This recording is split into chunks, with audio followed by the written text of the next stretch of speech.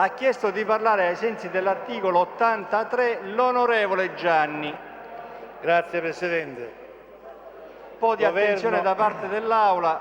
forse colleghi, riusciamo ad andare avanti. Ieri pomeriggio nella zona industriale di Priolo Augusta Menilli si è verificato un incidente gravissimo che fortunatamente non ha avuto vittime. Non è la prima volta che avviene un incidente del genere e specificatamente sull'impianto di idrogeno che, come tutti sanno, è un impianto altamente esplosivo e pericoloso. Ora è da circa 11 mesi che io faccio viaggi, faccio la spola tra il Dipartimento della Protezione Civile e il dottore Falgares dei fondi comunitari,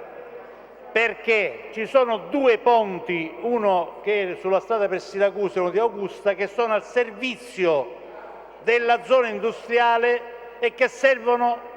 nelle emergenze come quella che abbiamo vissuto ieri, che non è la prima volta, e che purtroppo vede dei ritardi notevoli dell'amministrazione. Ora io, siccome so che il dottore Falgares, così come l'ingegnere Foti, sono disponibili anche a modificare una tabella di marcia che hanno già predisposto per quanto riguarda interventi di protezione civile, ma che hanno bisogno dell'input del Governo. Io non vedo qui il Presidente Crocetta, ma spero che mi ascolti, perché se vogliamo parlare di cose serie, non che le province non siano un argomento notevole, ci mancherebbe, ma io credo che la sicurezza e il lavoro, così come la sanità, sono degli argomenti che non possono essere sottaciuti o tenuti sotto gamba. Quindi, Presidente dell'Assemblea, mi dispiace disturbarla, però lei saprà quello che è successo ieri, ne è a conoscenza. Io devo ringraziare qui l'ingegnere Foti che ha monitorato il tema, le forze dell'ordine e le forze dei Vigili del Fuoco e tutto il resto, ma i cittadini di Priolo, Menilli, Augusta e Siracusa sono in un'angoscia e un'ansia che non si completa. Ho chiesto al Presidente della Commissione terza di fare un incontro dentro l'area che è stato oggetto di questo grave incidente. Andremo a fare un sopralluogo e una visita per capire se è stato un errore umano, se non sono state fatte le manutenzioni come bisogna fare spesso, se l'impianto è un impianto obsoleto, se la Lukoil, che è il nuovo proprietario dell'ISAB, ha intenzione di procedere a mettere in sicurezza e a fare quindi gli interventi necessari per l'ISAB, o se invece l'ha acquistata solo per annullare le capacità di raffinazione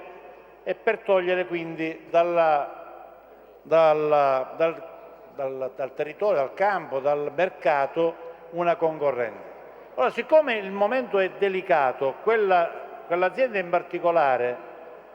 ha 2.500 persone che ci lavorano fra diretto e indotto e quant'altro, io credo che questa Assemblea,